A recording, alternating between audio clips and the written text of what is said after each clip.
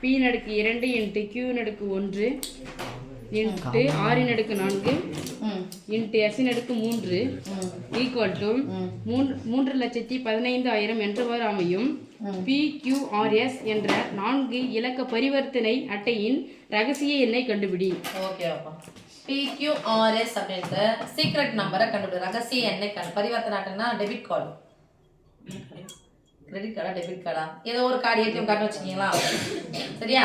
அந்த ஏடிஎம் கார்டோடைய பின் நம்பரை போட சொல்றாங்க. 1 2 3 4 அடுக்கு எப்படி வரும்னு பார்த்துக்கோங்க. எத்தனை மார்க் கொஸ்டின் இது? 5 மார்க் கொஸ்டின். எப்படி மிஸ் போட போறோம் அப்படின்னு சொன்னா இதை வந்து பிரிச்சு எடுக்க போறோம். அடுக்கு எதனுடைய அடுக்கு 2 வருது, எதனுடைய அடுக்கு 1, எதனுடைய அடுக்கு 4, எதனுடைய அடுக்கு 3. தானா வகுத்திலே போடலாமா? Yes miss. இங்க இருந்து போறோம், சைடுல போட்டுக்கலாம். 3 முட்டை வந்தது சாமி. அப்ப எதை பொதுவா வெளிய எடுத்தலாம்? 1000 போடலாமா? Yes miss. 3 முட்டை கேன்சல் பண்ணா மீதி என்ன வரும்? 300. சொல்ல மாட்டேங்கிறீங்களா? 10 அடுக்கு 3. இந்த 10 அடுக்கு 3 கூட வரலாம். ஆமா தானே? 10 அடுக்கு 3 தான் 1000 வரலாம். நான் இதை போட்டேன். ஒருவேளை வரலன்னா இதை என்ன பண்ண போறோம்? பிரிச்சு எழுத போறோம். எப்படி எழுத போறோம்? பிரிச்சு எழுத போறோம். 315 5 என்று முடிஞ்சல் எத்தனை ஆயப்பாடு? 3 5 அடங்காத 31 எத்தனை 5 30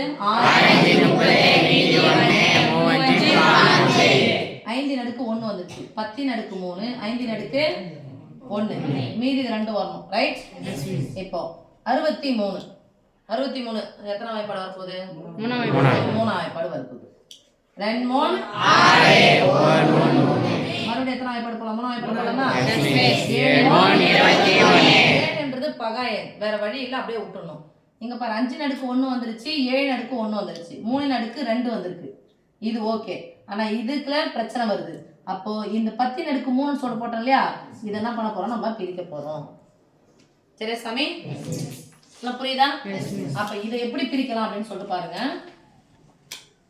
ஃபர்ஸ்ட் இதை எடுத்து எழுத போறோம் சாமி. எப்படி எழுத போறோம்னா, சரி அப்புறம் போட்டுக்கலாம். 1000 எப்படி பண்ணலாம்? 10 ஸ்கொயர்னு போடுறோம். 10 ஸ்கொயர் 100ஆ? Yes miss. 100 * 10 ரைட்? 10 அடுக்கு 2. ஆனா 3 அடுக்கு 2 ஏற்கனவே வந்துருச்சு. ஆமா தானே? Yes miss. இன்ட்டு 10 அடுக்கு 1 இது வர 10 அடுக்கு 3 போட்டுக்கிறேன். 10 அடுக்கு 3 போட்டா இந்த 10 எப்படி எழுதலாம்னு சொல்லுங்க. 2 பகாயன்களோட பெருக்கல் பண்ணலாம் எழுதலாம். எத்தனை 2 10? 5 * 2 அடுக்கு என்ன வந்துரும் சாமி? 3. இப்போ நடுவுல பெருக்கல் வகுத்துல அந்த அடுக்கானது இதுக்கு சொந்தம். அப்ப சொல்லுங்க. 5 அடுக்கு 3 2 அடுக்கு 3 5 பாஞ்சா 5 அடுக்கு 3 2 அடுக்கு 3 ரைட்டா? இங்க பாருங்க, இங்க கொண்டு வந்து போடு பாருங்க. 5 அடுக்கு ஏற்கனவே 1 இருக்கு, 5 அடுக்கு 3 இருக்கு. அப்பனா ஒரு சாமி 5 அடுக்கு 4 5 அடுக்கு 4ஆ? Yes miss. சோ 1 கிளாரிஃபை ஆயிடுச்சு, இது ரைட் ஆயிடுச்சு. 3 அடுக்கு பார்த்தா 3 அடுக்கு 2 3 அடுக்கு 2 கேன்சல் 2 வந்துருச்சா? Yes miss. 7 அடுக்கு 1 வந்துருச்சா? Yes miss. மறுபடியும் பார்த்தா 2 அடுக்கு 3 வந்துருச்சா? Yes miss. அப்ப ஆன்சர் எடுத்து எப்படி எழுதணும்னா, ஃபர்ஸ்ட் எப்படி எழுத போறோம்னா 3,15,000 yes miss. 3,15,000 equal to 3,15,000 equal to இப்போ அங்க எழுதணுமே